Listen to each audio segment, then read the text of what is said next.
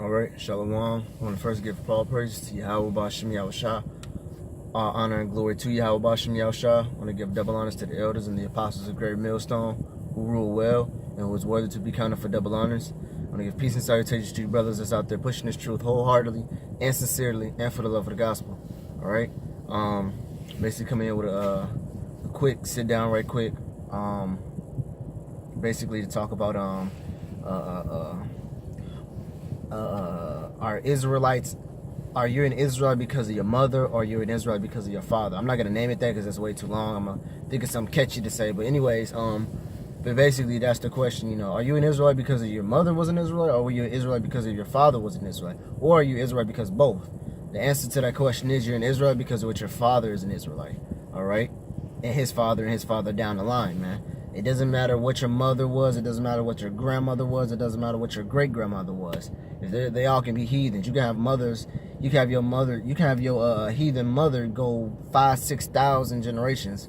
As long as that father was an Israelite, you're gonna be an Israelite. All right.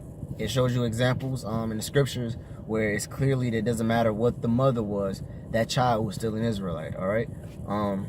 First scripture I'm gonna get in Numbers chapter 1 and verse 18, which is like the bread and butter of the father being an Israelite and the son and or daughter is gonna be an Israelite also. All right, now this is Numbers chapter 1 verse 18.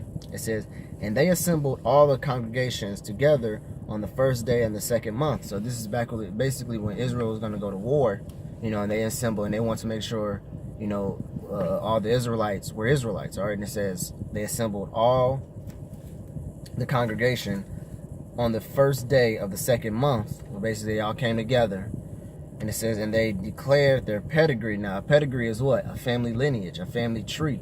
You know, lineage is saying, who are you? Who are you? I'm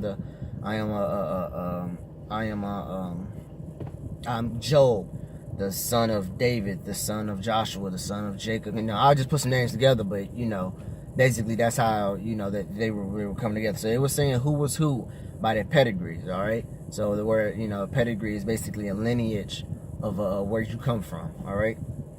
And it says declared a pedigree after their families. All right. So it says they declared a pedigree after their families. So basically they're seeing who's who from what tribe. All right. It says by the house of their fathers. All right. So it says by the house of their fathers. All right. So why did they basically only look at their father's side? Because their fathers, because their fathers, all the fathers, that's how you declare what the child is. All right. It doesn't matter what the mother is. It only declares of what a father. So back then they understood that. All right.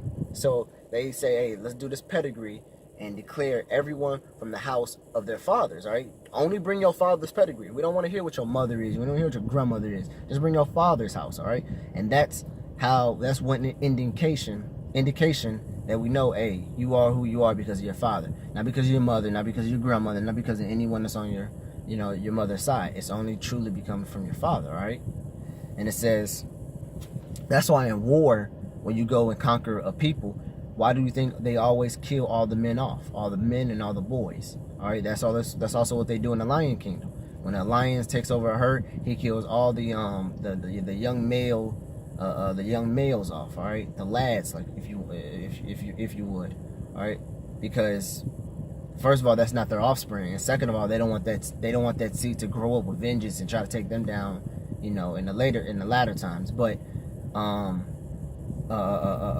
basically, what would a male have to do with another male besides putting them in slavery? You know, and you wouldn't put a grown ass man in slavery. You would probably want a child and probably enslave him, because that grown ass man is probably gonna want to try to rebel and escape a lot. So once you go and conquer another land, you're gonna basically kill off all the men. All right. If you watch the movie In the Land of Blood and Honey, that's exactly what the guys did. You know, they killed off all the men, and they kept the women for they basically sex toys, man. All right.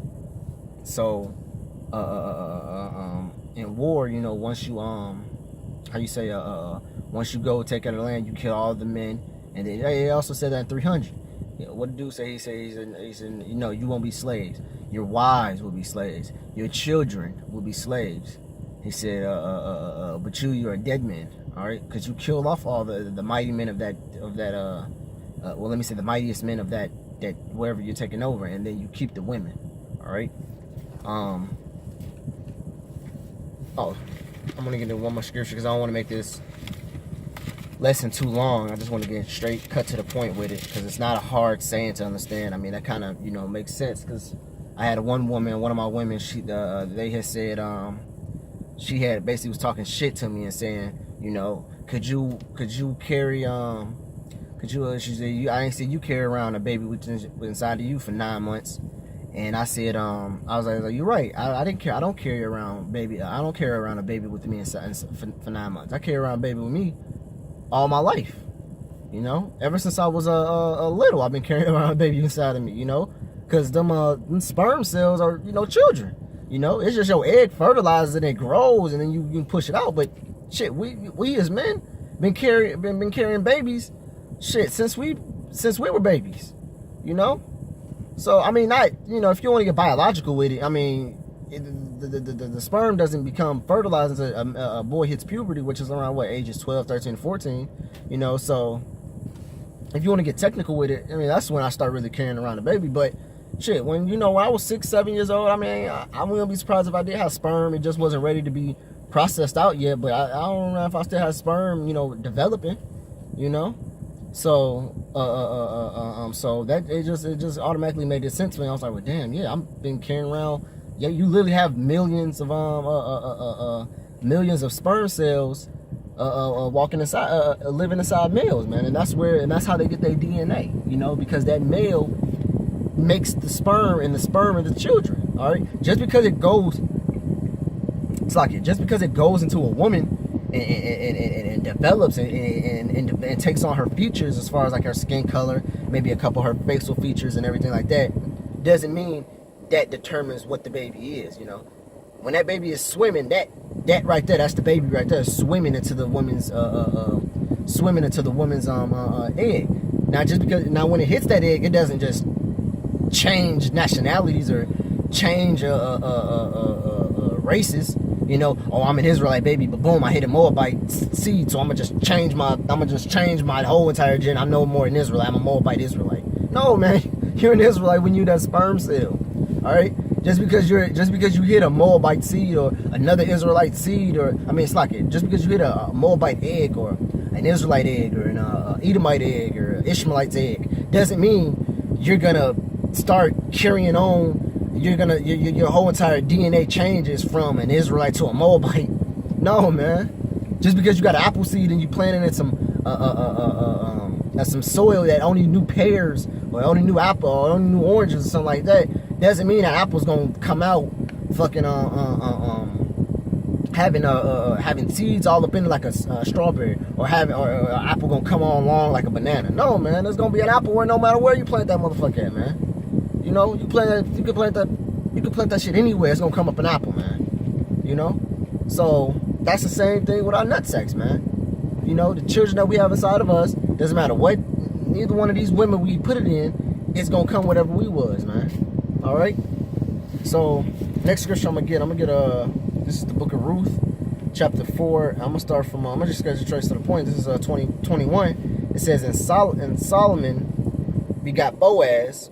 And Boaz begot Obed. Now, if you read the book of Ruth, Obed's mother was Ruth, which was a Moabite.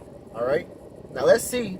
You know, now, this is a question for you guys out there saying, nah, your mom has to be an Israelite too. You know, for you to be an Israelite. Okay. Let's see what this says. It says, Boaz begot Obed, which mother was a Moabite. It says, and Obed begot Jesse. See, it says Obed begot Jesse. Now, who is Jesse? Let's read. It says, Obed begot Jesse, and Jesse begot David. All right. Now, let's back up a little bit. Now, if Obed, as you guys claim, because Obed's mother was a Moabite. Now, if Obed's mother was a Moabite, that means Obed's, to you guys, is a heathen, right? Okay, so Obed's being a man, and you guys thinking he's a heathen, then wouldn't Jesse also be a heathen because Obed is a heathen? And then since Jesse is a heathen, wouldn't David be a heathen too? Since according to you guys, that's completely madness. But anyways, according to you guys, since Obed's a heathen because his mother was a Moabite, Jesse will also be a heathen, and King David will be a heathen. So you guys are saying King David, which was the mightiest king, number one king in Israel, was a heathen. And you think the Lord would actually set up King David like he did? Took down Saul and set up King David. How much the Lord showed favor to King David, but he was a heathen though. See how it doesn't make sense at all? So that's like a prime example of it doesn't matter what your mother is, it only declares what your father is, man. Alright? So you guys out there that still solely truly believe, oh no, it has to be both of them. Give me some scriptures that says that. Give me some scriptures. Give me at least 4 scriptures to back you up. I can most definitely give you way more than the ones I give you right now. Only reason why I only gave you these 2 is because I want to get straight to the point. It's not a hard saying. It's not a real deep meaning to it. It's just, hey, your father, whatever your father is, that's what you are. You know. I can think of maybe another 4 or 5 scriptures I can go to, but I'm gonna end it off right here because I really have to go. Yep, you guys out there, make a video, make a response video or anything that you do, whatever you want to do. Flare up in anger. I mean, if you can't, I don't know, do it the best you do. I don't know. But anyways, with that, I want to give all praises, honor, and glory to Yahweh, Ba'ashem Yahushua, double honors to the elders and the apostles of Great Millstone, who rule well and who is worthy to be counted for double honors. Peace and salutations to you brothers out there pushing this truth wholeheartedly and sincerely and for the love of the gospel. All right? With that, shalom.